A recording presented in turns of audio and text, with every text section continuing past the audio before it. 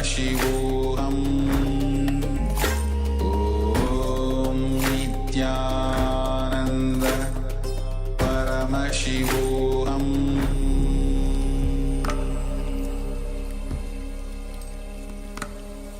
Om Nityananda Paramashivoham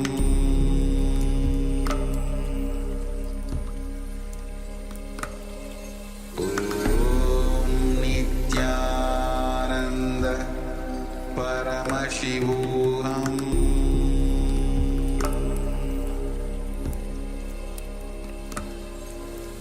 Om Nityananda Paramashivoham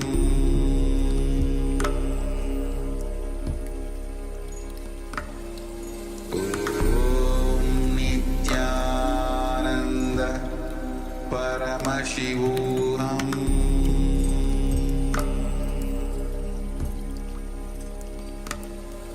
Om Nityananda Paramashivoham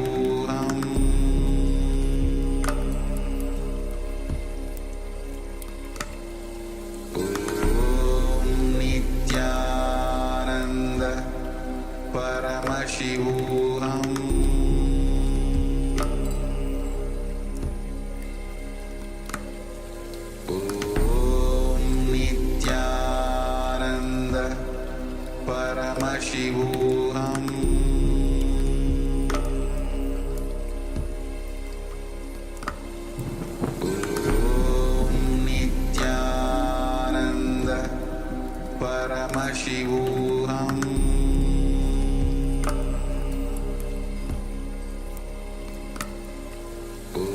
Om Nityananda Paramashivoham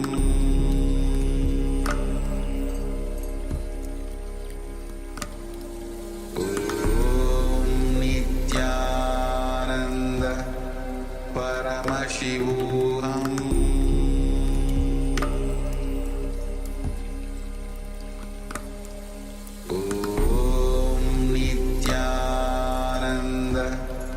Paramashivoham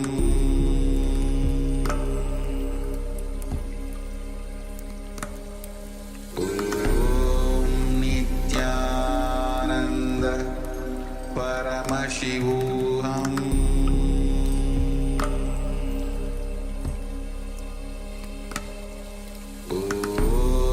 Nityananda Paramashivoham Paramashivoham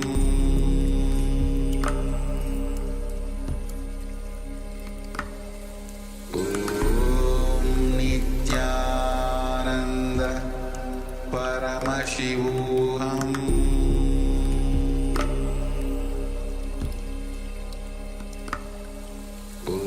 Om Nityananda Paramashivoham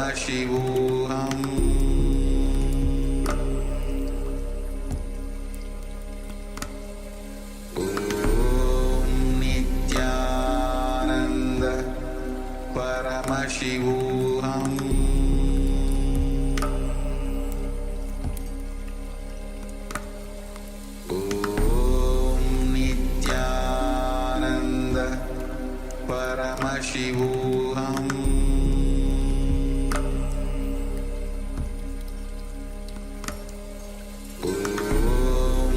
Nityananda Paramashivoham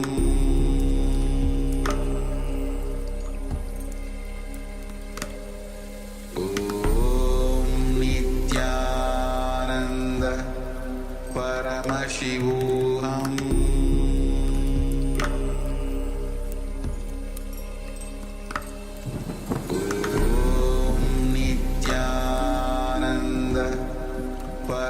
Paramashivoham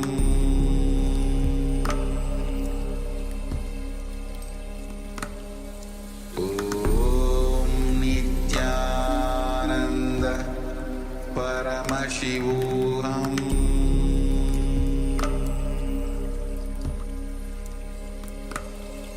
Om Nityananda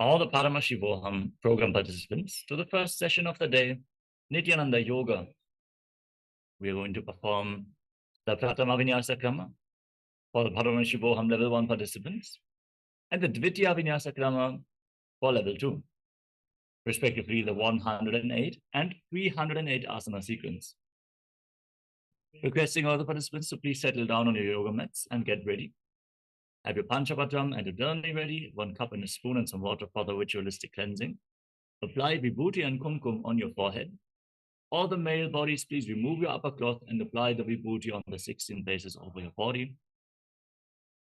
And settle down in a comfortable cross-legged position. Keeping your head, neck, and spine in a straight line. Hands in Namaskara Mudra in front of your heart center.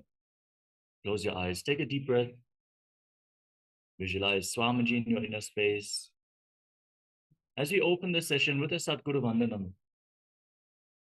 Nityanandam Paramasukadam Kevalam Jnanamurtim Andvatitam Gagana Sadursham Tattvamasyadi Laksham Ekam Nityam Vimalamachalam Sarvadi Sakshi Bhutam Bhavaditam Trigunarahitam Sadgurum Tam Namami. Next, we are going to invoke Paramashiva's presence by chanting the Shiva Mula Mantra. Om Ham Hum Shivaya Namaha. 11 times. Please follow along internally without striking the sound. Om Ham Hum Shivaya Namaha. Om Ham Hum Shivaya Namaha. Om Ham Hum Shivaya Namaha. Om Ham Hum Shivaya Namaha. Om Ham Hum Shivaya Namaha.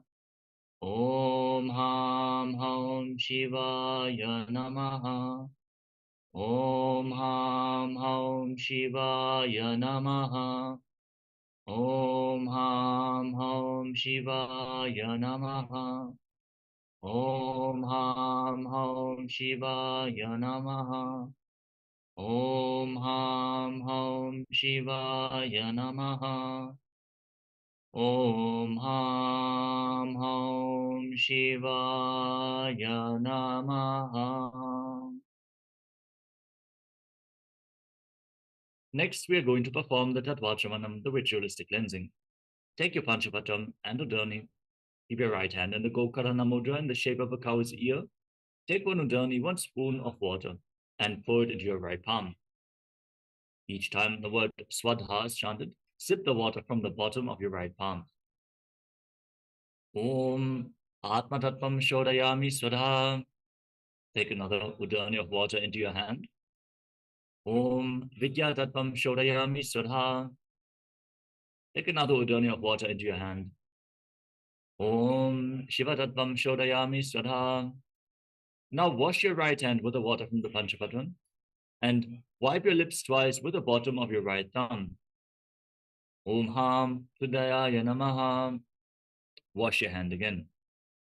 With index, middle, and ring fingers joined together, touch above your upper lip and below the lower lip. Then wash your hand again. With your index finger and thumb, touch your right nostril and your left nostril. With your ring finger and thumb, touch your right eye, your left eye, your right ear, and your left ear. Then wash your hand again. With your little finger and thumb, touch your navel, your right chest, and your left chest. And with all your fingertips joined together, touch the crown of your head, the right shoulder, the left shoulder, and your heart center. Then wash your hand again. Now clasp the right hand over the left and place both hands on the right thigh. Close your eyes and make a sankalpa, a conscious resolution. What you're going to manifest as part of this ritual, Nityananda Yoga, as we chant the sankalpa mantra. Om Mamo Pata Samastam Duritakshaya Dvara Bhagavat Shri Nityananda Paramashiva Prityatam Shri Nityanandeshwari Paramashiva Shakti Sameta Shri Nityanandeshwara Paramashiva Prityatam Cha Adya Purvokta Evam Guna Visheshena Vishishtayam Asyam Shupaditau Purna Arogya Yukta Didagatra Yogi Sharira Sityatam Paramashiva Shakti Avishkaranartham Nityananda Yoga Abhyasam Karishye. Now wash your right hand once more. Om Apa Upasprishya. And place your Panchapatram and the Dharni aside, out of harm's way. And let us get ready to enter into this ritual of Nityananda Yoga. Requesting all the participants who suffer from any back injuries like neck or spine injuries, high blood pressure, or if you have any other cardiovascular diseases, any chronic conditions, to make sure that you consult a doctor before you perform any of the intense straining asanas like inverted postures. Make sure you are safe. And also requesting all the female participants who are currently in pregnancy or suspect they might be pregnant, do not perform any of the forward bends of this sequence. With this said, let us now move to the first asana of the sequence, which is Sukhasana. Sitting in a comfortable cross-legged position with your head, neck, and spine in a straight line. Place your hands on top of your knees in Bindu Mudra with index fingers and thumbs together. Gaze forward as you visualize Shiva in your inner space.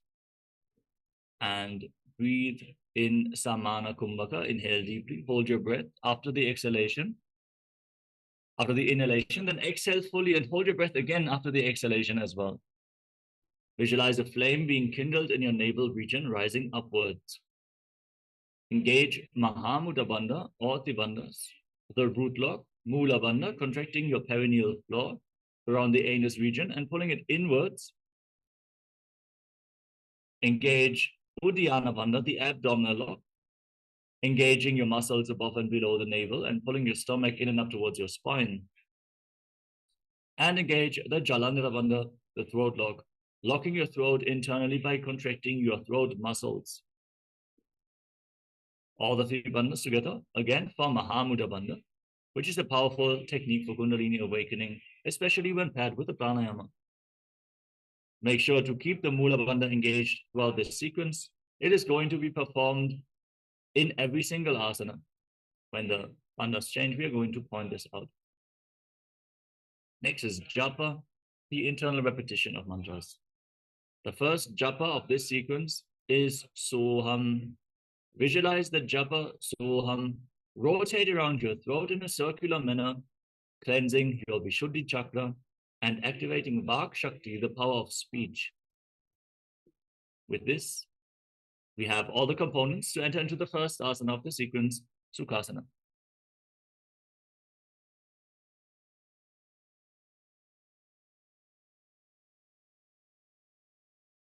Sukhasana. Tat Sukhasanamityuktamashaktastatsamacharet asanam vijitam yena jitam tena jagatrayam.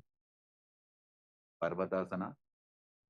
Now place your feet on top of opposite thighs. Sit in Padmasana.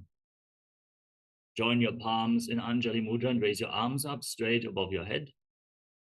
Engage Mahamudra Bandha, all the bandhas, root lock, abdominal lock, and throat lock, and visualize yourself as Mount Kailash. Athavakshe Mahadeva Parvatasana Mangalam Yatkritva Sthira Rupi Syat Shatchakradi Vilopanam. Alibhasana. Now extend your feet out in front. Join the soles of your feet together. Interlock your hands behind your back and lean forward and down, placing your forehead on the ground just behind your heels. Engage Mahamudra Bandha, all the bandhas.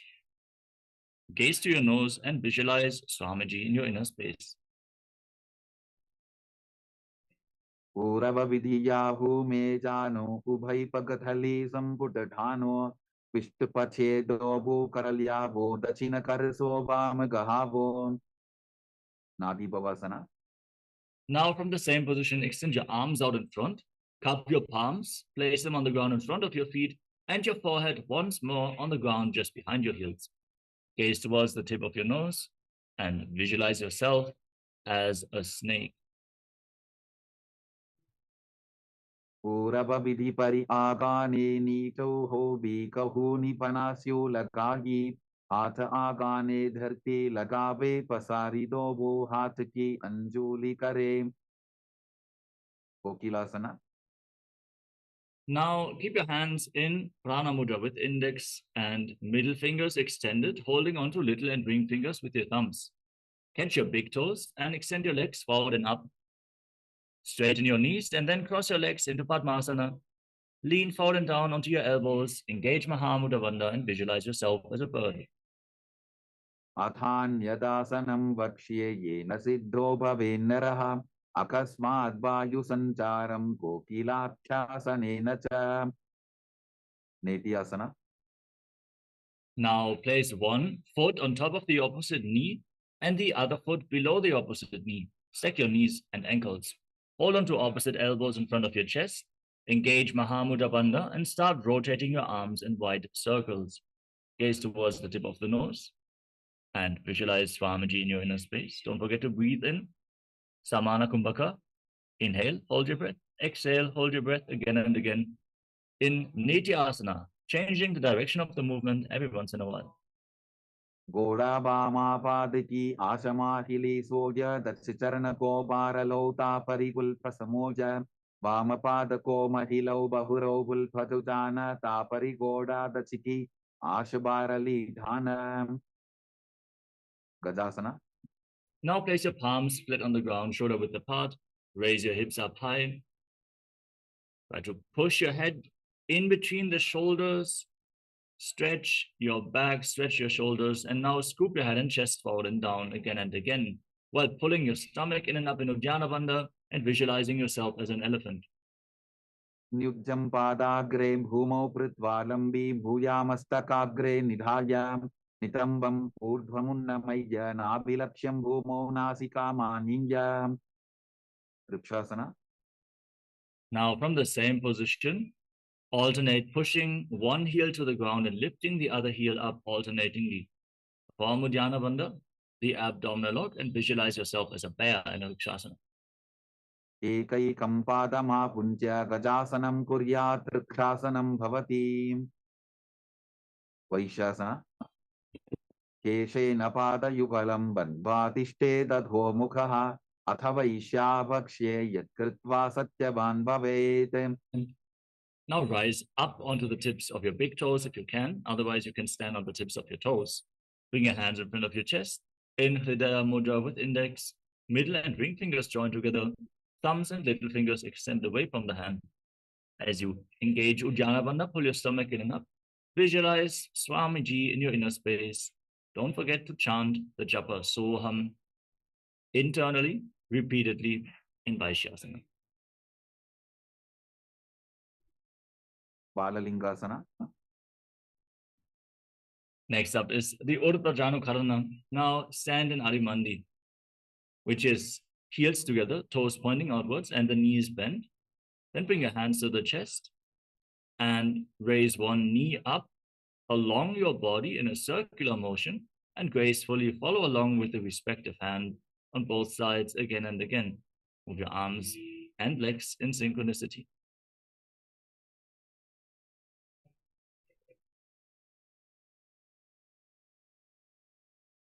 Moving on to Balalingasana. Now interlock your fingers from the outside in Sarva Shankari Mudra. Raise one knee and pull it close against your chest with both hands.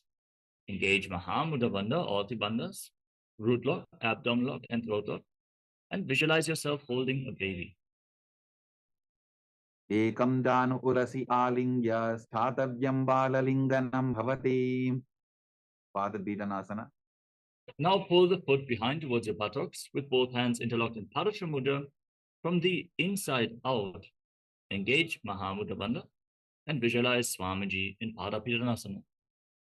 स्थित्वैकस्मिन् पादतले कराभ्यां वेष्टयेत्तनं पृष्ठे संस्थाप्य यत्नेन पादपीडनमासनं Natarajasana. Now catch the sole of the foot from the inside, kick the leg back and up. As you lean forward, extend the other arm and keep the opposite hand in Bindu Mudra. Visualize yourself as Lord Nataraja in Natarajasana. Uttanapadam krauncham cha maricim veerabhadrakam natarajam trikonam cha standushta prasarane. Balalingasana. Now again, interlock your hands in Sarva Shankari Mudra and pull the other knee towards your chest. Engage Mahamudra Bandha and visualize yourself holding a baby. Ekam janukurasi alingya sthathavyam balalingaram bhavati. Padapidhanasana. Now pull the foot behind towards your buttocks with your hands in Parasha Mudra. Keep all the bandhas engaged and visualize Swamiji in your inner space. Sthitvaikas padatale karabhyam veštayettanam prishte samstapya yattena padapidhanamasanam. Natarajasana. Now hold the sole of the foot, kick the leg back and up, lean forward with the other arm extended, hand in Bindu Mudra, index finger and thumb touching. Visualize yourself performing the Ananda Sandava, the cosmic dance of Lord Nataraja. Uttanapadam krauncham cha maricim veerabhadrakam natarajam trikonam cha suptangushta prasarane. Tadasana. Next up is Ardha Chakrana from Adimandi position. Heels together, toes pointing outwards and knees bent. Bring your hands to the chest. Then step the right foot behind the left and swing the right arm back and forth like a pendulum.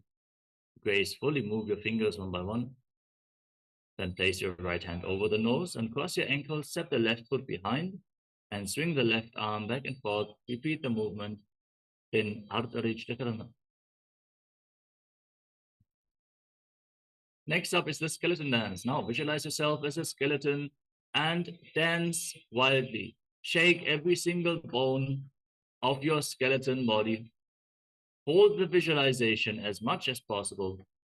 When you lose the visualization, when you're not able to hold it, return back. Focus on visualizing your skeleton and shaking every single bone of your body. This will build integrity into your very bone marrow.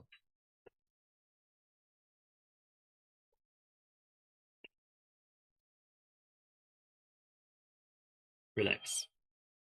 Next up is Karana from Arimandi. Heels together, toes pointing outwards and knees bent. Cross your arms over top of your head with the palms facing back. Then turn your body to one side and open up your arms over top of your head. Return to the center, cross your arms and open them up to both sides again and again as you follow along with the breath.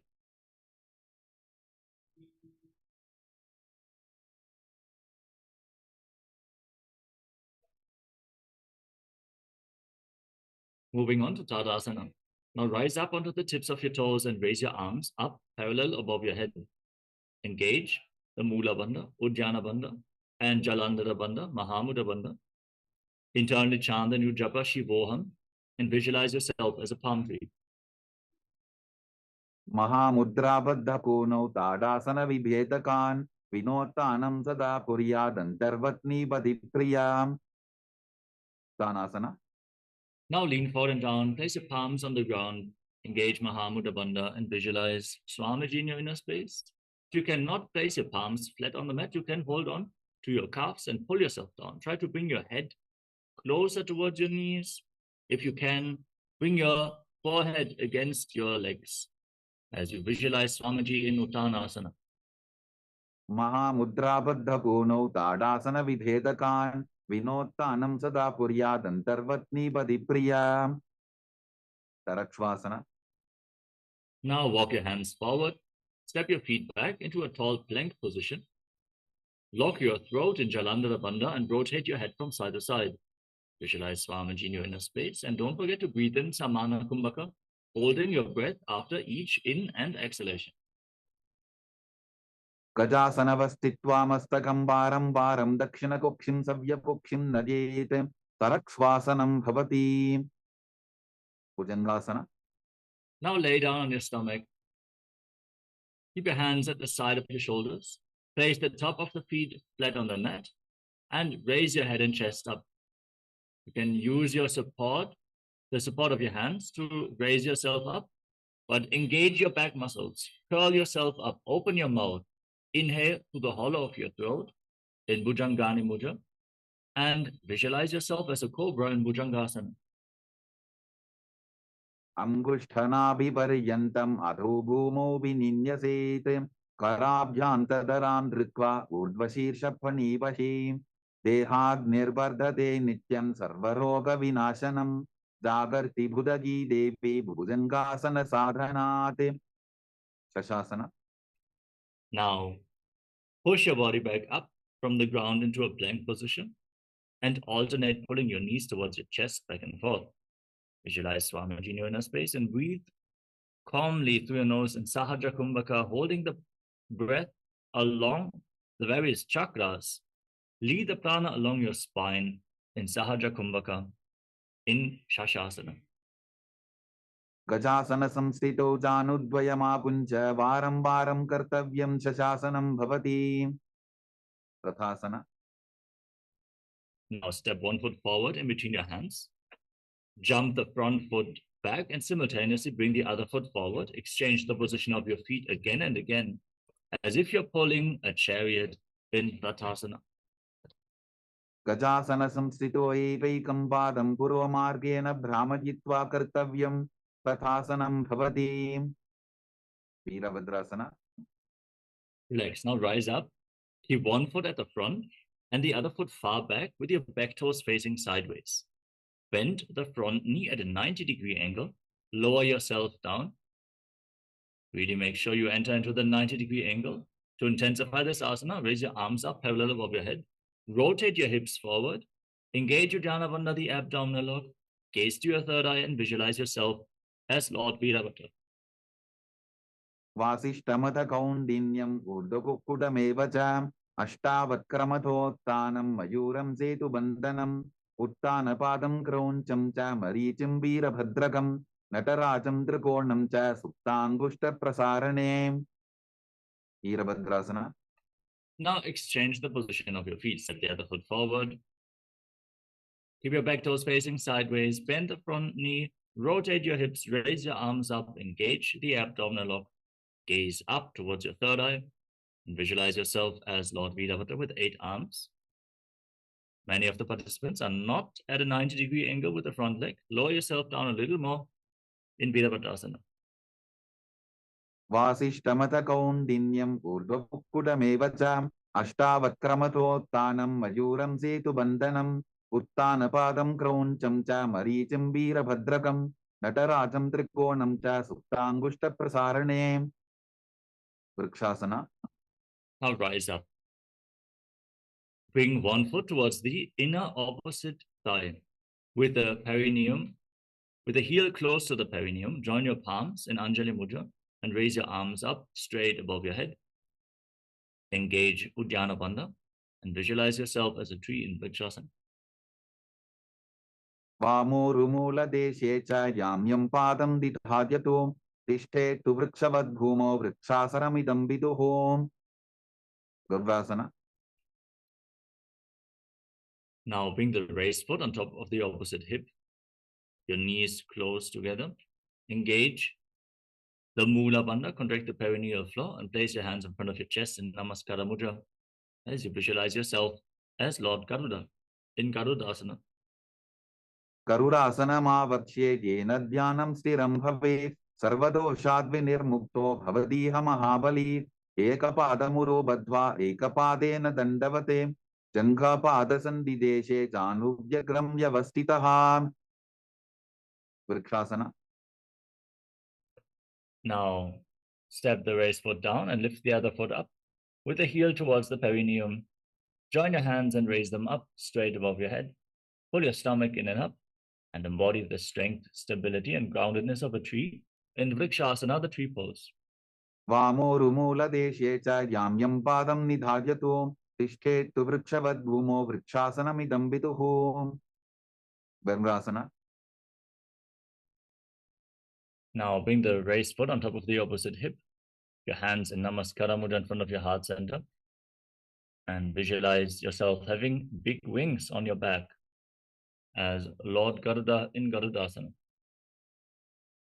गरुडासनमावक्ष्ये येन ध्यानं स्थिरं भवेत् सर्वदोषाद्विनिर्मुक्तो भवतीह महाबली एकपादमुरो बद्ध्वा एकपादेन दण्डवते जङ्घापादसन्धिदेशे जानुभ्यग्रं व्यवस्थितम् त्रिकोणासना. Now step one foot forward and the other foot far back with your back toes facing sideways. Extend your arms out parallel to the ground and lean forward and down, placing one hand at the front foot and the other arm pointing straight up to the sky. Align your shoulders, push your hips slightly forward, intensify the stretch of your lats. As you visualize yourself as a triangle, gaze up along the raised arm into Trikonasana, the triangle pose. उत्तानपादं क्रौञ्चं च हरीचिं वीरभद्रकं नटराजं त्रिकोणं च सुप्ताङ्गुष्ठप्रसारणे त्रिकोणासना. Now rise up, rotate your feet, exchange the position of your feet and lean down towards the other side. Again, gaze up along the raised arm, visualizing yourself as a triangle. उत्तानपादं क्रौञ्चं च हरीचिं वीरभद्रकं नटराजं त्रिकोणं च सुप्ताङ्गुष्ठप्रसारणे. Rise up and come to the Arimandi posture. Ears together, toes pointing outwards and knees bent. Bring your hands in front of your chest with the palms facing each other. Raise one heel off the mat. Stomp the raised heel down, lift the other heel up and exchange the position of your hands simultaneously again and again in Nikuttaka Karana.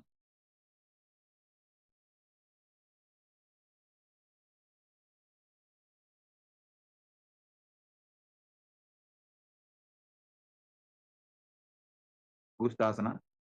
Now squat down, raise your heels off the mat and place your perineum on top of the heels. Sit on the heels. Keep your knees together off the ground and join your hands in Namaskara Mudra in front of your heart center. Start buzzing like a bee on the inhalation and exhalation in Brahmari Kumbhaka, bringing joy to your being as you internally chant the new japa Sadashivoham. Visualize Swamiji in Angushtasana. कबन्धासनमित्याहुः गोरक्षासनमेव च अङ्गुष्ठमुष्टिकं न्येयं ब्रह्मप्रसादितं तथा. Saurasana. From the same position, step one foot forward, heel down, toes pointing up. Place your hands at the side of your body with the palms facing forward in Vara Mudra, the boon-fulfilling mudra, as you visualize Swamiji in Saurasana. प्रसार्यैकं पादतलं संस्थाप्यत्वेकपादकं विदुननासना. From the same position, lean forward and down and hold onto the big toe of the front foot in Prana Mudra. Hold onto the back heel with the other hand and balance if you can. Otherwise, you can place your hand at the side of your body for support. Visualize Swamiji in your inner space in Vidunanasana. गुल्फस्थितौ पादमेकं प्रसार्य तत्पादाग्रं संस्पृशेत् तत्करेण गुल्फं चान्यं धारयेत् तत्करेण धूनं पीठं चाभ्यसेत् चोभयत्र. Saurasana. Now exchange the position of your feet. Step the other foot forward. Have your hands at the side, palms facing forward in Vara Mudra, and visualize Swamiji in your inner space. प्रसार्यैकं पादतलं संस्थाप्यत्वेकपादकं विदुननासना. Now lean forward and down, hold onto the big toe of the front foot and the back heel, balance and visualize Swamiji as you keep buzzing like a bee in Brahmari Kumbhaka. गुल्फस्थितौ पादमेकं प्रसार्य तत्पादाग्रं संस्पृशेत् तत्करेण गुल्फं चान्यं धारयेत् तत्करेण धूनं पीठं चाभ्यसेत् चोभयत्र. Brahmajuram Kushasana. Rise up and now step both feet in towards your body. Keep your toes tucked, sit on raised heels and separate your knees with the hands on top, palms facing up. Lock your throat in Jalandhara Bandha and gaze down through the gap between the palms. Shambhavi Mudra, eyes open wide, unblinking, and gaze inwards. Witness your inner space as you visualize Swamiji in Brahmajurankushasana. Tobu Pranapani Hoy Vaise, Edi Tobudani Vaise, Korapakatalya Ki Mahili, Ayusa Mahera Shemili. Kapilasana. Now drop your knees down. Sit on raised heels with your toes tucked. Place your hands on top of your thighs or knees. Gaze towards the tip of the nose. And visualize yourself as sage Kapila Muni as you perform Uddiyana Bandha in Kapilasana. उभय बगथली सम ठहरावे तिनको माहिली core मिलावे पनापानी उकर होये वैसे AD दो बूजोनी निवैसे भद्रकोरकासना. Maintain the same body posture, but shift your gaze towards your third eye. Engage the Mula Bandha and visualize Swamiji in your inner space. तो वो बगतली संपुट करे कोरवारली भूपरि धरे कोरवारली राफे ऐसे तापरी मूलद्वार डिकी बैसे. सूर्यासना. Now raise your knees off the ground and join the soles of your feet together. Keep your knees wide apart, thumbs and little fingers touching with your palms opening up into a lotus flower in Padma Mudra. Raise your arms up over top of your head and gaze through the gap between the palms as if you're gazing at the sun. Visualize Lord Surya in your inner space and perform Uddiyana Bandha in Suryasana. एडी तो वो बुता दरियाने फना पानी बैठक को निठाने गोड़ा जंगा अधर करी रहे आडे वाम इसी विधि कहे. मंडुकासना. Now drop your knees down. Place the top of your feet flat on the mat and sit in between your heels with your toes touching behind your back. Place your hands flat on your knees. Gaze up towards your third eye. Visualize yourself as a frog and press your tongue up flat against the palate of your mouth in Manduki Mudra. Breathing calmly through your nose in Sahaja Kumbhaka in Mandukasana. पाद तलौ पृष्ठ देशे अंगुष्टे द्वे च संस्पृशेते जानु युग्मं पुरस्कृत्य साधयेन् मंडुकासनम्. उत्तान मंडुकासना. Now from the same posture, bring your hands behind your back and hold on to opposite shoulders. Keep your elbows touching your head. Engage Uddiyana Bandha. Gaze to your third eye. Visualize yourself as a frog. Press your tongue up in Manduki Mudra. And don't forget to repeat the japa Sadashivoham internally. मंडुकासन मध्यस्थं कोटपराभ्यां धृतं शिरः एतद्भ्येकवदुत्तानम् एतदुत्तान मंडुकम्. सिंहासन. दक्षिणं सव्यपुल्भेन दक्षिणेन तथेतरं हस्तौश्च जान्वो संस्थाप्य स्वाङ्गुलीश्च प्रसार्य च. Now cross your feet and sit on the raised heel with your knees on the ground, hands flat on top of the knees. Gaze to your nose, stick your tongue out and exhale forcefully through your mouth again and again. Roar like a lion in Simhasana, the lion pose.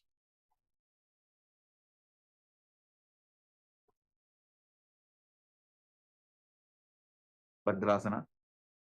Now join the soles of the feet together behind your back with the toes pointing backwards. Keep your knees wide apart, cross your arms behind your back, and hold on to opposite big toes in Prana Mudra with index and middle fingers. Gaze towards the tip of the nose. Visualize Swamiji in your inner space. Lock your throat and start buzzing like a bee once more in Brahmari Kumbhaka on inhalation and exhalation in Bhadrasana. गुल्फौ तवृषणस्याधो व्युत्क्रमेण समाहितः पादाङ्गुष्ठौ कराभ्यां च धृत्वा च पृष्ठदेशतः. काकभुसन्ध्यासना. Now place your feet flat, raise your knees, bring your arms in between your legs and wrap them around behind your butt. Interlock your fingers behind your back and gaze towards the tip of the nose as you visualize yourself as a crow in Kakabhushandhyasana. प्रथमे बेसको कृठाने Dogu हाथ पकमी च आने तिनको मोड़ी नल्या परिल्यावे पिष्टपछे काकसी करावे. कानीपोआसना. Now place your palms on the ground and bring your knees onto your arms towards your armpits. Lean forward, raise your hips, and then lift your feet off the ground once you find balance. Visualize Swamiji in Kanipavasana. आसन को गुण आशीर्षिता होगी तो आची होई. कपालियासना. We're now going to enter into the first inverted posture of the sequence. Again, requesting our participants with neck or spine injuries to take it slow with inverted postures. Consult your doctor and ensure this is safe for you. Get the support of a wall if you don't feel stable in the inverted postures. Until you build the strength and stability, you can use the support of a wall if needed, or ask a partner to assist you. Place your head on the ground and form a triangle between your head and your hands.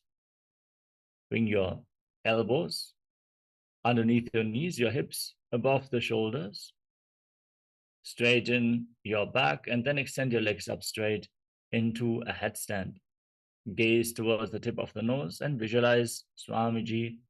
Keep buzzing like a bee in Kapalyasana. शीश शीशा धरती टेकी पबतो भूमिलिवा ऊंचा भुकरे पार्श्वमयूरासना. Now gently lower your legs down. Come to a squatting position. We are now going to enter a new pranayama, which is Rechaka Kumbhaka. After each exhalation, hold your breath as long as comfortably possible. Now place your palms on the ground in front of you and twist your body. Align one knee and the respective hip with your elbows. Lean onto your elbows. Balance on your arms as you extend your legs out to the side. Gaze to your third eye and visualize yourself as a peacock. मयूरं दण्डवत् कुर्यान् मायूरं दण्डनामकं कुर्यान् मायूरं पार्श्वाभ्यां मायूरपार्श्वनामकं पार्श्वमयूरासना. Now twist your body in the opposite direction. Repeat Parshamayurasana on the other side as you gaze to your third eye, visualizing yourself as a beautiful peacock. मयूरं दण्डवत् कुर्यान् मायूरं दण्डनामकं कुर्यान् मायूरं पार्श्वाभ्यां मायूरपार्श्वनामकं बहिरागनाथासना. Relax. Now walk your hands forward, step your feet back into a plank position. Step one foot outside the respective shoulder in between the two hands. Push your hips forward, lift your head up and gaze towards your third eye as you visualize yourself as Lord Kala Bhairava in Bhairaganathasana. आसन को गुणपीति जायी बहिरागनाथासना. Now exchange the position of your feet. Step one foot back and the other foot forward. Gaze up towards your third eye and visualize yourself as Lord Kala Bhairava in Bhairaganathasana on the other side. आसन को गुणपीति जायी उन्मुख पीठासना. Now step both feet back and lower your forearms on the ground. Raise your hips up high. Try to bring your heels down to the ground. Then stretch your calves as you lift your head and gaze towards your third eye. Visualize Swamiji in Unmukha Pitasana. भून्निष्ठौ जानुनी हस्तौ चतुष्पदममाङ्मुखम् उत्थापिताङ्घ्रियुगलकटिस्थलमभिरुका वसिष्ठासना. Now rise back up onto your hands and rotate your body. Lift one arm up straight to the sky. Gaze up along the raised arm. Keep your shoulders aligned, your body straight as a plank. Engage your core and visualize yourself as Sage Vashishta. ऊर्ध्वकुक्कुटवासिष्ठमरीचिहलमत्स्यकं परिवृत्तिं चोदरस्य विविधं धनुरासनं वसिष्ठासना. Now place the raised arm down. Lift the other arm up towards the sky. Gaze up along the raised arm. Your body straight as a plank as you visualize yourself as Sage Vashishta in Vashishthasana on the other side. ऊर्ध्वकुक्कुटवासिष्ठमरीचिहलमत्स्यकं परिवृत्तिं चोदरस्य विविधं धनुरासनं अंजनीयासना. Now relax. Come to a seated position with your legs extended forward. Bring your hands underneath the buttocks with the palms facing up.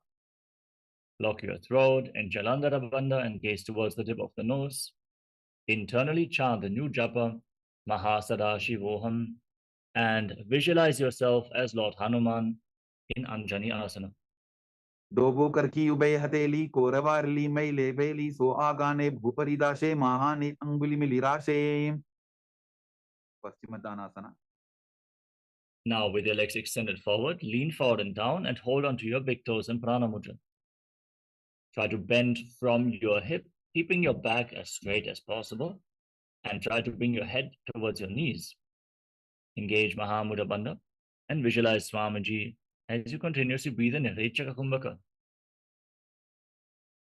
Janu parilalatantu paschimam tanamuchyate yena kena prakarena sukham dharyanta jayate. Ugrasana. Now, interlock your hands around your neck and again lean forward and down. Bring a slight gap between your knees to bring your head in between with the elbows outside the legs. Squeeze your core, engage Mahamudra Bandha and visualize Goddess Kali in your inner space. Swapanidhyam dridham dritva janu parishironyaset asano gramitam proktam bhavedanila deepanam deha vasana haranam paschimottana samyakam yaye tadasanam shreshtham pratyaham dharayet sudhihi. Varichiyasana.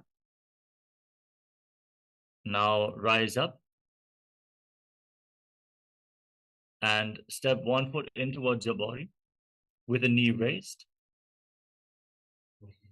Lean forward and down as you wrap your arm around the raised knee and interlock your hands behind your back. Try to bring your head towards your knee as you visualize yourself as Sage Marichi in Marichi Asana. Uttanapadam grauncham cha maricham veerabhadrakam natarajam trikonam cha suptangushta prasarane. Mahamudrasana.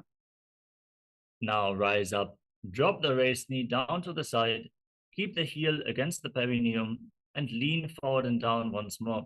Hold on to the front foot with both hands intensely. Stretch your calves, stretch your back, your hamstrings. Engage Mahamudra Bandha, all the bandhas. Exhale and hold your breath. Gaze to your nose and visualize Swamiji in Mahamudrasana. Mahamudram pravakshami tantresvin mama vallabhe yam prapya siddha siddhim cha kapiladyah puragataha. Varichiyasana. Now rise up, exchange the position of your feet, step the other foot in towards your body with the knee raised, wrap your arm around the raised knee, interlock both hands behind your back and lean forward and down as you visualize yourself as Sage Marichi. Uttanapadam grauncham cha maricham veerabhadrakam natarajam trikonam cha suptangushta prasarane. Mahamudrasana.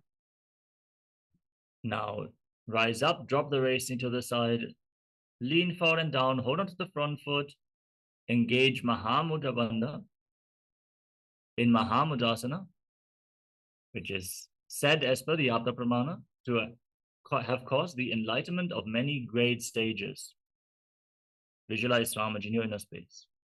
Mahamudram pravakshami tantresvin mama vallabhe yam prapya siddha siddhim cha kapiladyah puragataha. Bhadrasana. Relax. Now rise up. Join the soles of your feet together in front of your body. Interlock your fingers around your toes. Pull the heels in towards your perineum and push your knees down by the strength of your groin. Try to touch your knees to the ground.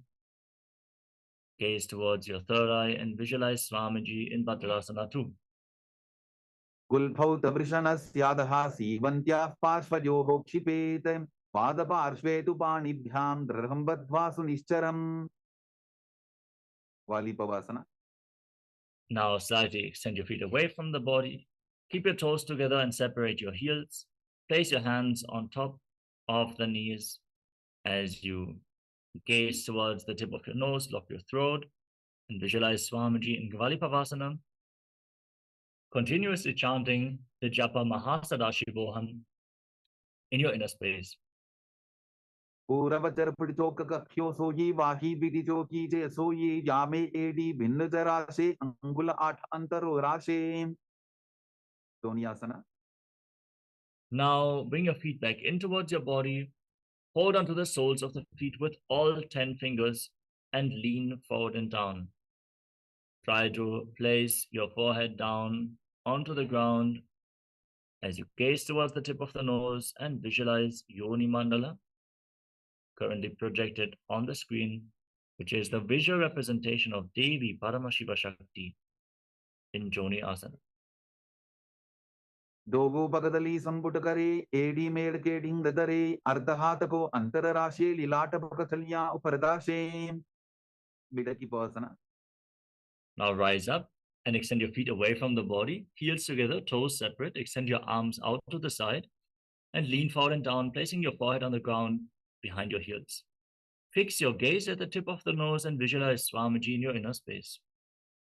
पूरव विधि परिपगथली संपुट शोल एडी मिली दाशे सिद्ध समाधि आसना. Now bring your feet back in towards your body with the toes together and your heels apart. Scoop your hands below the shins. Keep your palms facing upwards. You can pull yourself down with the support of your arms. Bring your feet closer towards your body as you try to place your face on the ground in front of your feet with the toes against your throat. Fix your gaze at the tip of the nose and visualize Lord Surya in your inner space in Siddha Samadhi Asana.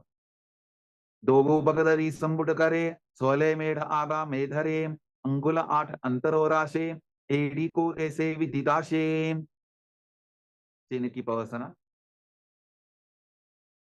Now rise up, bring the feet together, heels against your perineum, hold onto the soles of the feet and open them up like a book with the soles of the feet facing the sky.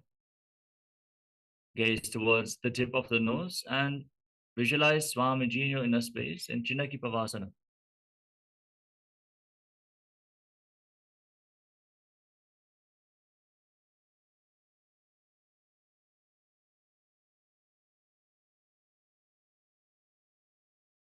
दोगो पकादी AD धस्ती मगिवा मेढ़ रगावे सर्ब्र चौकासना. Now join the soles of the feet back together and place your hands on top of the respective knees, gently pushing them down to the ground.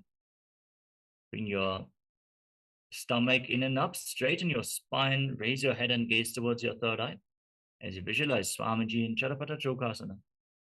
दोगो पगदली संपुट धारे आवा ने कैजारे पसारे गोरा भूसो लगता राशि हाथ दोगो गोरा परिदाशे भैरवासना. Now, with the soles of the feet together, rotate your feet, raise your heels up and bring your toes down to the ground. Place your knees on the mat and your hands on top in Bindu Mudra as you gaze towards your third eye.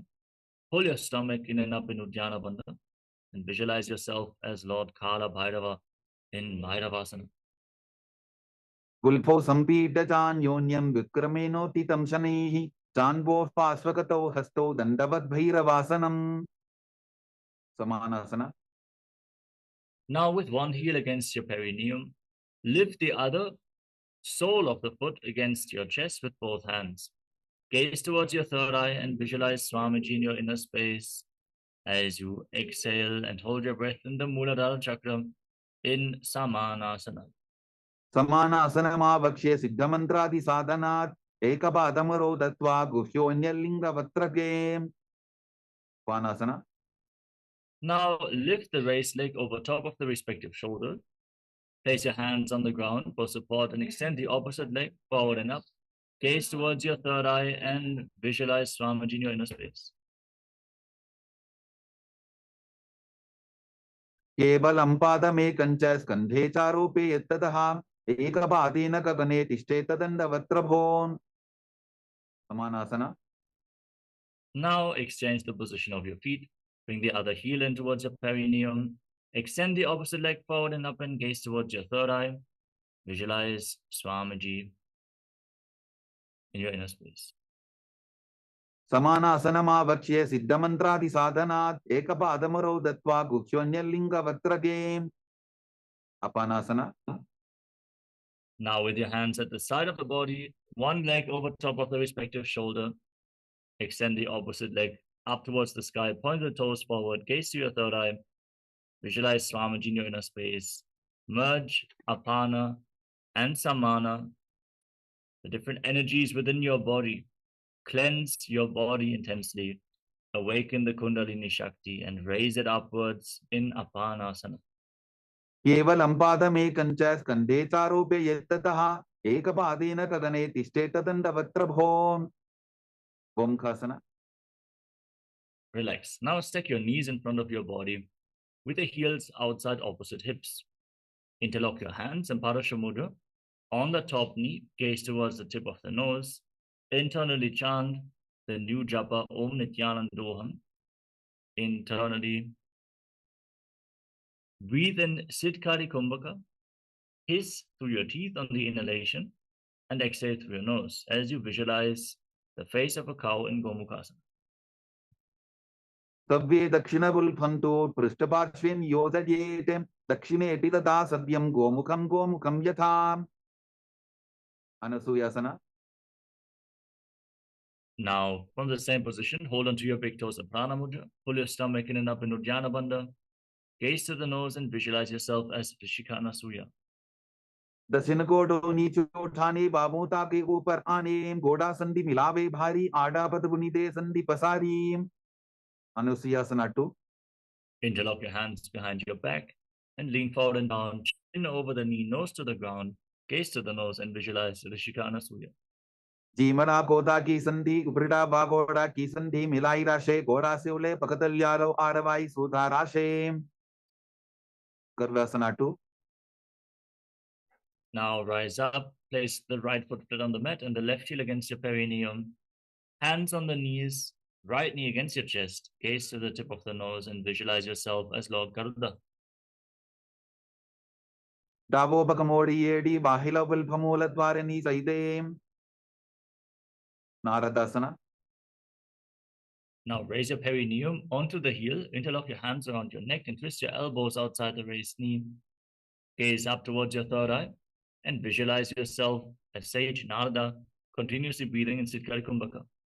पिष्टि जवाम बगदली केरी भूपरिता हिलवा वे फेरी गोडा स्वरूप no है जोगी the छिपाशिति राशे सोगी. Matsya Pitakasana.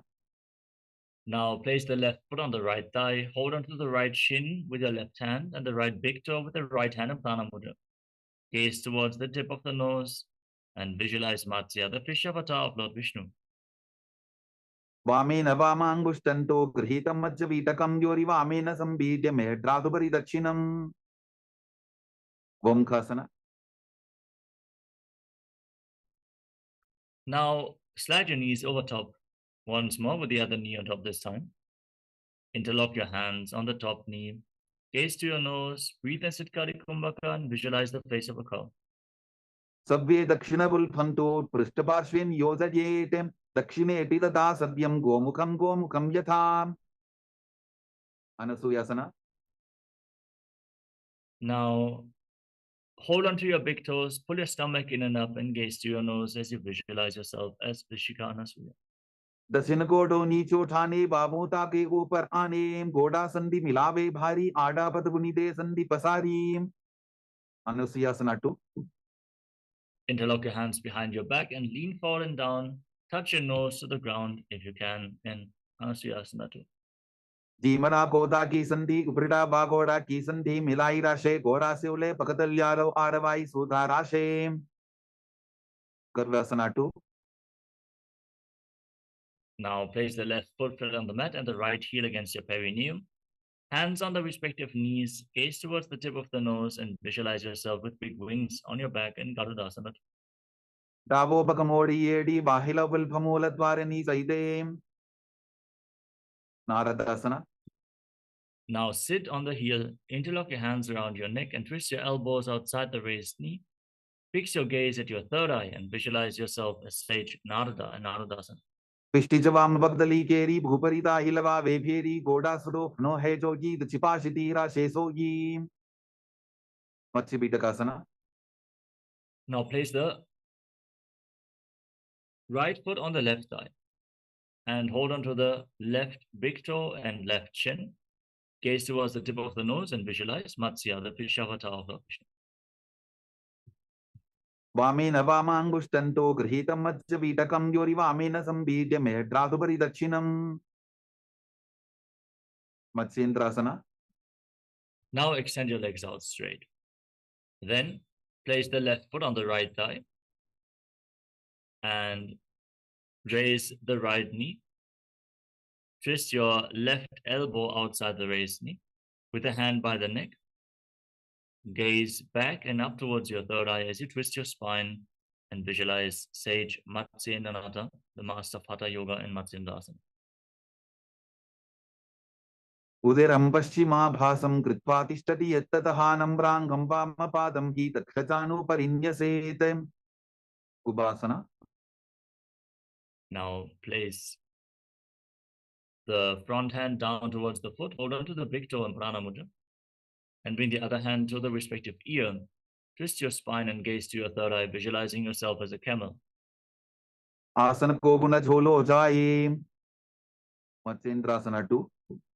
Drop the hand from the ear to the ground behind you and twist your spine even more as you gaze to your third eye in Matsyendrasana 2. वत्सेन्द्रपीठं दडर प्रदीप्तिं प्रचण्डर पन्दल खण्डनास्त्रम् अभ्यासत kundalini प्रबोधं दण्डस्थिरत्वं हि ददाति पुंसाम्. Matsyendrasana. Now exchange the position of your feet. Straighten your legs out in front, bring the right foot on the left thigh, and raise the left knee, twist your right elbow outside the raised knee, the hand to the neck, the left hand on the ground behind you, twisting your spine, gaze to your third eye, visualizing Sage Matsyendranatha. उदिरं पश्चिमाभासं कृत्वा तिष्ठति यत्ततः नम्राङ्गं वामपादं हि तत्क्षचानुपरिन्यसेत्. Ubasana. Extend your right hand down towards the foot, hold onto the left big toe, and place the left hand on the left ear. Gaze to your third eye, twist your spine, and visualize yourself as a camel. Asana ko guna jholo jaye. Matsyendrasana 2. Now place your hand from the ear to the ground, twist your spine, gaze up, and visualize Sage Matsyendranatha. वत्सेन्द्रपीठं दडर प्रदीप्तिं प्रचण्डर पन्दल खण्डनास्त्रम् अभ्यासत kundalini प्रबोधं दण्डस्थिरत्वं हि ददाति पुंसाम्. Padmasana. Now slide your feet on top of opposite thighs. Sit in Padmasana, the lotus posture, with your hands on top of the respective knees. Fix your gaze at the tip of the nose. Engage Mahamudra Bandha or the bandhas. Breathe in Shitali Kumbhaka. Roll your tongue up and stick it out of your mouth and inhale through the rolled up tongue like a tube. Internally chant the new japa Om Nityananda Mahasadashivoham as you visualize yourself as Lord Shiva in Padmasana. आसनं द्विधं प्रोक्तं पद्मं वज्रासनं तथा ऊर्ध्वोरुपैचे धत्ते उभे पादतले यथा. Padmasana 2. Now cross your arms in front of your body and hold on to the respective big toes and prana mudra with index and middle fingers. Fix your gaze at the tip of your nose and visualize yourself as Devi Paramashiva Shakti in Padmasana 2. उत्तानौ चरणौ कृत्वा ऊरु संस्थौ प्रयत्ततः ऊरु मध्ये तथोत्तानो पानी कृत्वा तु तादृशो. Kukkutasana. Now bring your hands through your legs. Sitting in Padmasana, place your palms on the ground and lift your entire body off the mat. Straighten your arms and balance as you breathe deeply through your nose in Sahajra Kumbhaka and visualize yourself as a rooster in Kukkutasana. पद्मासनं सुसंस्थाप्य नान्वोरोरन्तरे करो निवेश्य भूमावासिष्ठे व्योमस्तः कुक्कुटासनः. बद्धकेक्यासना. Now, with your legs in Padmasana, rise up onto your knees. Bring your palms down to the ground, fingers pointing towards your body. Bend your elbows against your navel, lean forward and down, and lift your knees off the ground. Balance on your arms. Visualize Swamiji in your inner space in Baddha Kikyasana. धरामवष्टभ्यकरत्वेन तत्कूर्परिस्थापितानाभिपार्श्वः उच्चासनो दण्डवदुत्तिदर्घे मायूरमे तत्र वदन्ति पीठं मयूरं पद्मकं कुर्यात् बद्धकेकीति कथ्यते. Mayurasana. Now extend your legs back.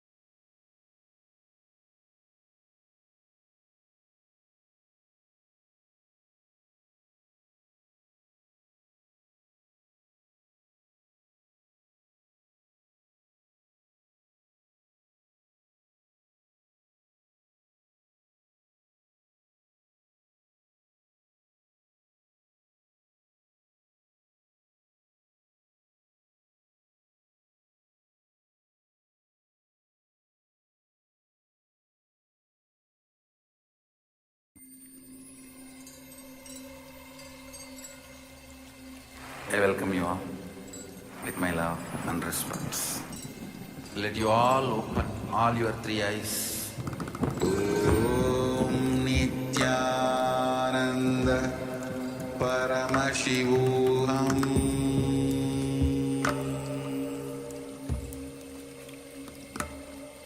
Om Nityananda Paramashivoham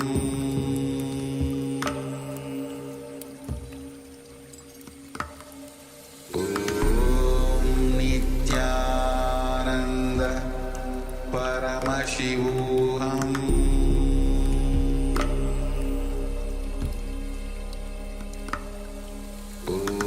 Om Nityananda Paramashivoham Om Nityananda Paramashivoham Om Nityananda Paramashivoham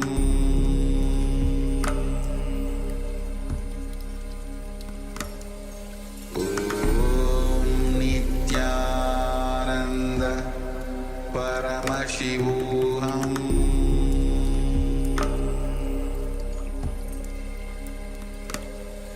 Om Nityananda Paramashivoham Om Nityananda Paramashivoham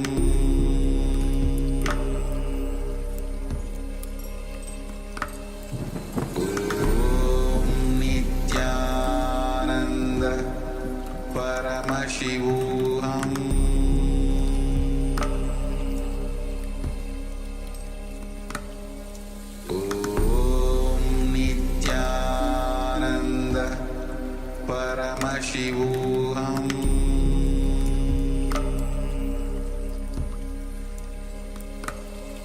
Om Nityananda Paramashivoham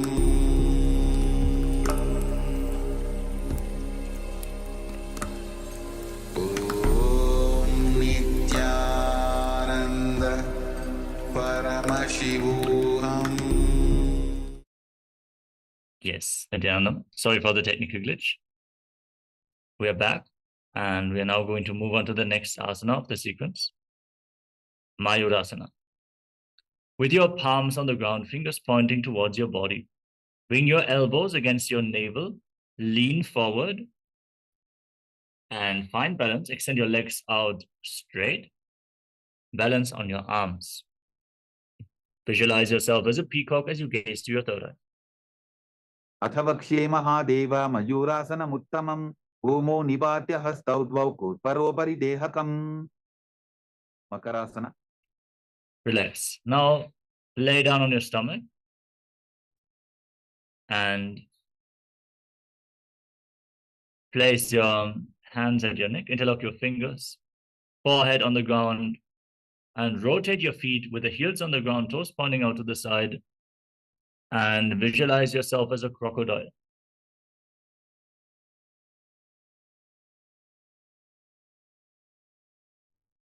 अध्यासशेदे हृदयं निधाय भूमौ च पादौ च प्रसाद्यमानो शिरश्च धृत्वा करदण्डयुग्मे देहाग्निकारं मकरासनं तत्.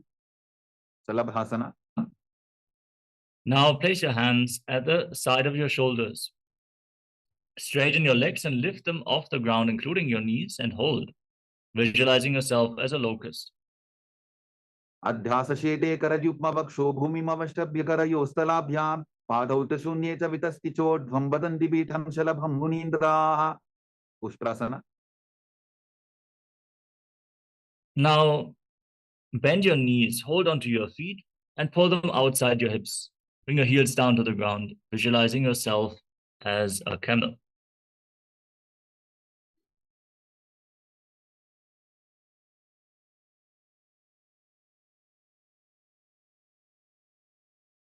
अध्यासशेते पदयुग्मव्यस्तं पृष्ठेति दायापि धृतं कराभ्याम् आकुञ्चयेत् सम्यक् उदरास्य वाढमुष्प्रञ्च पीठं योगिनो वदन्ति. Dhanurasana. Now hold onto your feet, kick your legs back and up, and lift yourself off the ground as high as possible. Bend your back, gaze to your third eye, and visualize yourself as Pinaka, Lord Shiva's bow. Try to lift your knees off the ground as well. प्रसाद्य पादौ भुविदण्डरूपौ करोच पृष्ठे धृतपादयुग्मं धृत्वा धनुस्तुल्य विवर्तिताङ्गं निगद्य योगी धनुरासनं तत् Vardhasana. Relax. Come to a kneeling position. Catch your breath in Sahaja Kumbhaka, calmly breathing through your nose. Hands on your knees. Sit in between the heels with the toes touching behind your back. Gaze to your third eye. Internally chant Om Nityananda Paramashivoham as you visualize Swamiji in Bhagasana. उल्टा मोड़ी बाबतो वैसे बहुरोचिपति करे के कैसे पावन महिला बुलपुत होबु कुलापा शिथिला वेसोबु वही आसना. Now place your forearms on the ground as we get ready for another inverted posture. Elbows shoulder width apart. Interlock your fingers. Place your head on the ground and support it with your hands. Raise your hips, straighten your legs, and then walk your feet forward until your hips align with the shoulders and lift your feet off the ground. Keep your knees bent and try to touch them against your chin as you visualize Swamiji in Gohyasana. Squeeze your body into a ball. तो वो हाथ की कहुनी जोगी पुनः कलाई जाने दो ही shirshasana. Now extend your legs up straight into Shirshasana. Gaze towards the tip of the nose and visualize Swamiji in your inner space. विपरीतं मण्डलं तद्विधैव विदितं हिनः दण्डासनं दिता प्रोक्तं विपरीतोपवेशने कोड्यासना. Now lower your legs down. Come to a seated position with your legs extended forward. We're going to enter a sequence of rapid exhalations in Bhastika Kumbhaka by pulling your stomach in and up, push the air out of your lungs again and again, like the bellows of a blacksmith. Throughout the next few asanas. Now hold onto your calves and lift your legs up as straight as possible, as vertical as possible. Try to touch your forehead to the knees as you rapidly exhale in Podhyasana, visualizing Swamiji. दो वो हाथ पक बाहर आने गोरा तरे काकसी ठाने अंगुष्ठ पिंडली लगता धरे चरण उभे आकाश दिशी करे परिभाषना. Now bring your hands behind your shoulders. Hold on to opposite shoulders behind your back as you gaze to your third eye and visualize yourself as a maze. उत्थान शयनं कृत्वा पादौ मिलित्वा प्रसाद्य नितम्बं भूमौ स्पृष्ट्वा हस्ताभ्यां कन्दरां बद्ध्वा नौकासना. Keep your legs raised. Exhale rapidly. Your arms extended out in front of you, parallel to the ground. Gaze to your third eye and visualize yourself as a boat. उत्थान शयनं कोटपराभ्यां भूमिं वष्टद्य हस्तो नितम्बं निधाय रुद्रासना.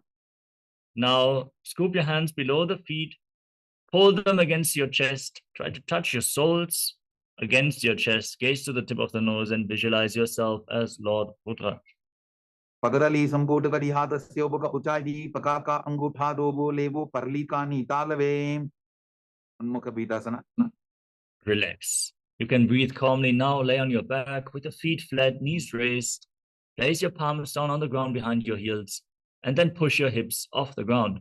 Contract your perineal floor and lock your throat. Hold your breath in Mudra Kumbhaka as long as possible.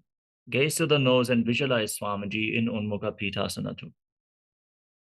ऊर्ध्वे तजानुनी कृत्वा छवित्वोर्ध्वमुखं तथा उत्थाप्य हस्तौ तिष्ठेतु पीठ उन्मुख नामके शवासना. Now lay down flat on your back. Your hands at the side of the body, palms facing up. Forcefully pull the Kundalini Shakti up along your spine in Shakti Chala Mudra. From the Mooladhara all the way to the Sahasrara Chakra. Relax. Completely unclutch from your physical body. Visualize your body is dead. And Swamiji, the Supreme Pontiff of Hinduism, is liberating you. In Shivasana, as you internally chant the Mahavakya, Om Nityananda Paramashivoham. उत्तानं शववद्भूमौ शयनं तु शवासनं शवासनं श्रान्तिहरं चित्तविश्रान्तिकारकम्.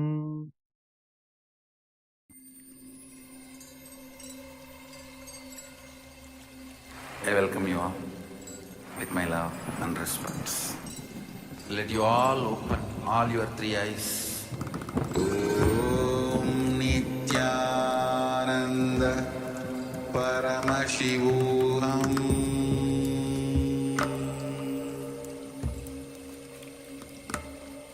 Om Nityananda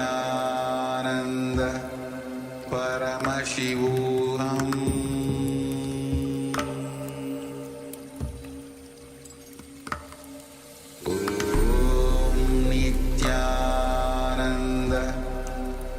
Paramashivoham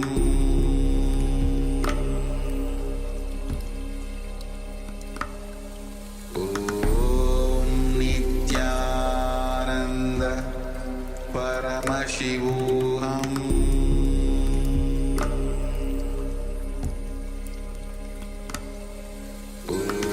Om Nityananda Paramashivoham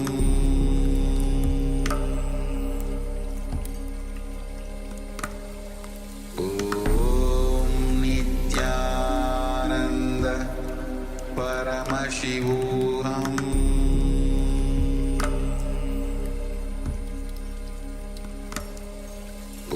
Om Nityananda Paramashivoham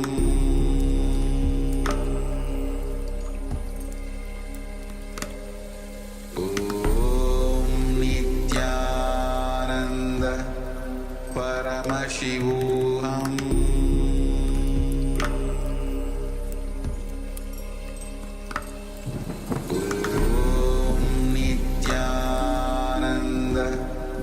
Paramashivoham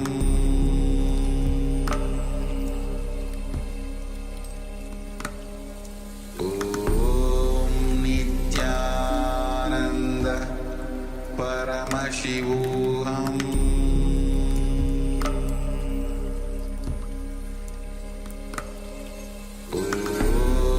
Nityananda Paramashivoham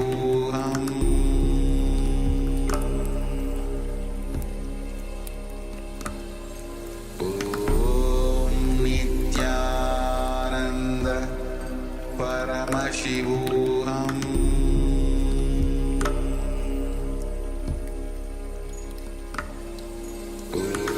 Om Nityananda Paramashivoham Om Nityananda Paramashivoham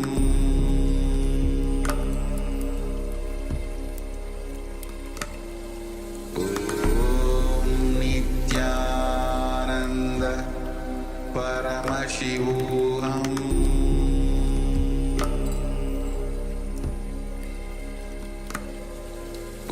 Om Nityananda Paramashivoham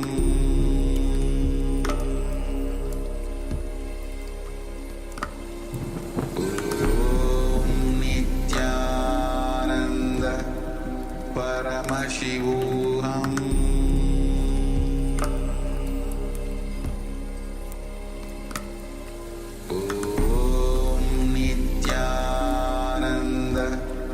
Paramashivoham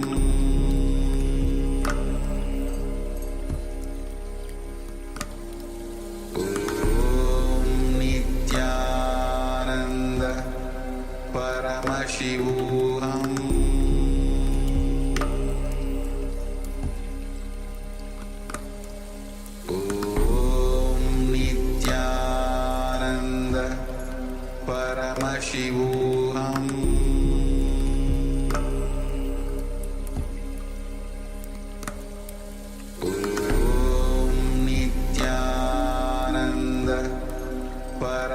Paramashivoham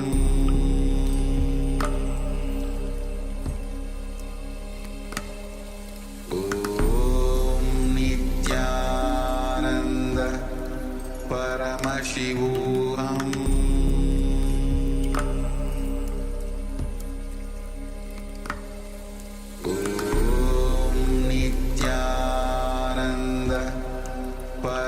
Paramashivoham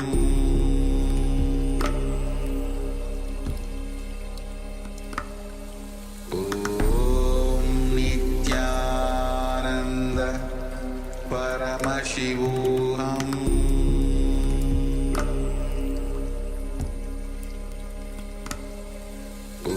Om Nityananda Paramashivoham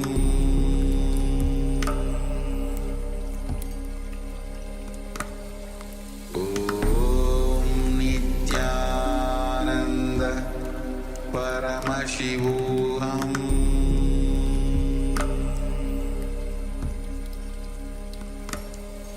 Om Nityananda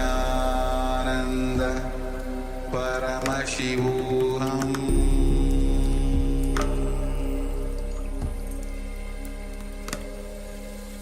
Om Nityananda Paramashivoham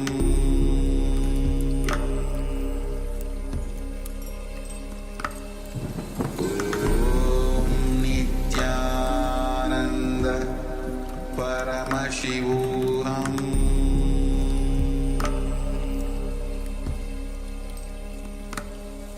Om Nityananda Paramashivoham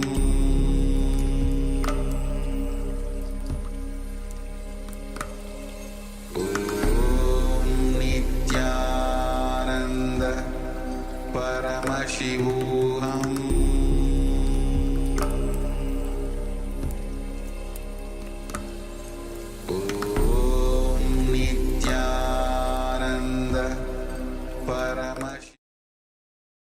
Now, slowly return to your physical body. Start to wiggle your fingers and toes. Rotate your wrists and ankles. Move your arms and legs. Pull your knees up towards your chest. And circle them with your arms and rock them from side to side. Slowly return to a comfortable seated position.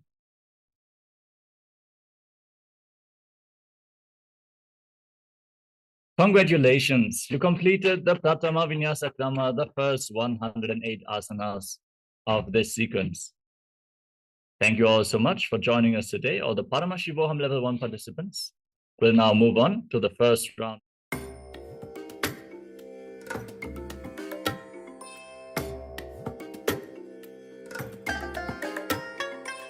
I bless you all. Let you all open all your three eyes and manifest the powers of Mahasadashiva. Om Nityananda Paramashivoham Om Nityananda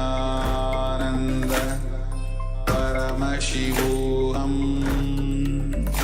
Om Nityananda Paramashivoham